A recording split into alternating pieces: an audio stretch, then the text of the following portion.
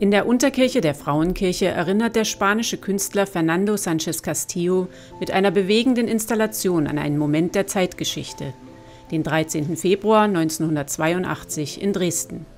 Damals riefen junge Menschen zu einem Akt zivilen Ungehorsams auf, friedlich und mit Kerzen. Der Zeitzeuge Oliver Kloss war einer von ihnen.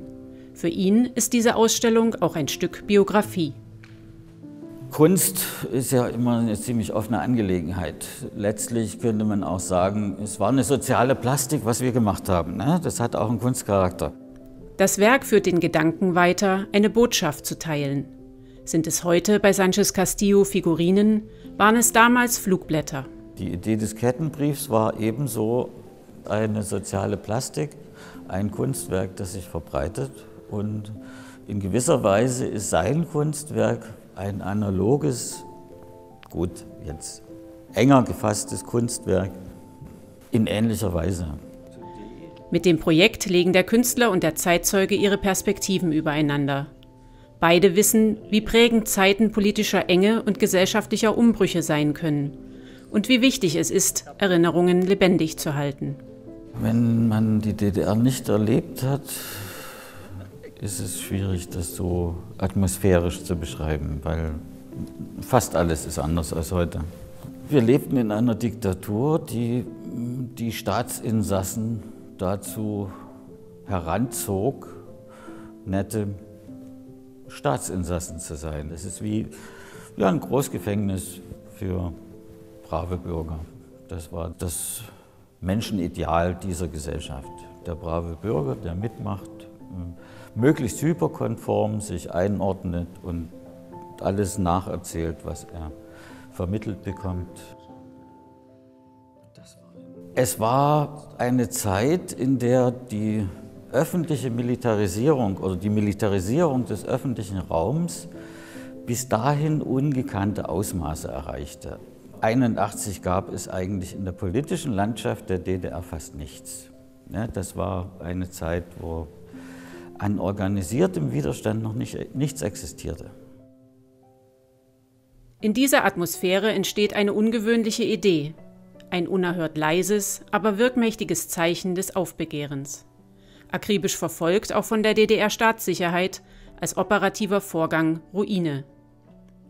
Die Idee mit dem Kettenbrief haben wir aufgenommen aus der Initiativgruppe Sozialer Friedensdienst. Also die Grundidee war, eine illegale Aktion zu machen mit, nennen wir es mal, dem Schwegmoment für den Beteiligten.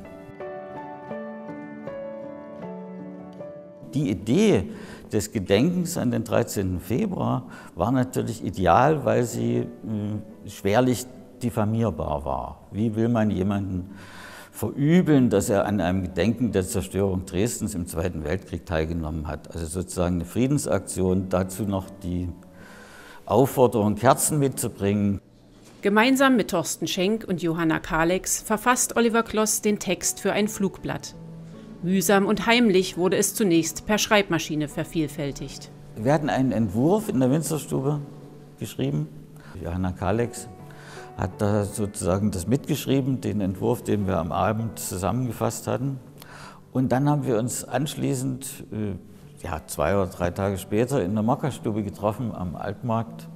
Und da hatte sie schon von diesem Entwurf Exemplare vervielfältigt. Und dann gab es 2 junge Frauen und sie boten uns damals an, sie könnten das illegal drucken in der Nachtschicht und in Pausen auf Papierresten. Und das in einer erstaunlich hohen Auflage. Für DDR-Verhältnisse muss man sagen, das ist das Erste, was illegal gedruckt worden ist, wahrscheinlich seit den 50er Jahren. Tausendfach wird der Aufruf verbreitet, getippt, abgeschrieben, weitergereicht. Die Staatssicherheit versucht zu intervenieren, doch am Ende machen sich am 13. Februar 1982 Tausende auf den Weg nach Dresden. Sie versammeln sich zunächst in der Kreuzkirche zum ersten Friedensforum. Es hatte ja noch nie so etwas gegeben in der DDR. Es waren über 5000 Menschen, die allein in der Kreuzkirche waren. Es waren sämtliche Gänge besetzt, es saßen alle möglichen Menschen auf dem Fußboden, weil eben die Kreuzkirche war vollgestopft mit Menschen, wie ich es noch nie gesehen habe vorher und auch nie danach. Was Oliver Kloss auch nicht sieht, die vielen jungen Menschen, die am Abend seinem Aufruf folgen. Er wird vom Pfarrer heimgefahren, muss sich von der Frauenkirchruine fernhalten. Doch für ihn zählt vor allem der Erfolg, das DDR-Regime vorgeführt zu haben. Das war ein ordnungspolitisches Experiment mit dem DDR-Staat, was wir da veranstaltet haben. Wir haben zu einer illegalen Aktion aufgerufen. Jeder wusste, dass es eigentlich illegal war, woran er sich beteiligt. Ich kenne sogar Menschen, die gesagt haben, von da an habe ich politisch nachgedacht, was eigentlich abläuft in diesem Land. Insofern war es ein Erfolg und kann man nur empfehlen, das anderen Menschen zu sagen, die jung sind, engagiert euch politisch im prodemokratischen Sinne. Ziviler Ungehorsam ist sicher was nicht nur in Diktaturen notwendig ist, das gibt es auch in Demokratien. Also gegen Konformismus oder Radikalisierung ist natürlich ziviler Ungehorsam immer die Kardinaltugend des Einzelnen, würde ich es nennen. Großmut und ziviler Ungehorsam oder Großmut und Zivilcourage.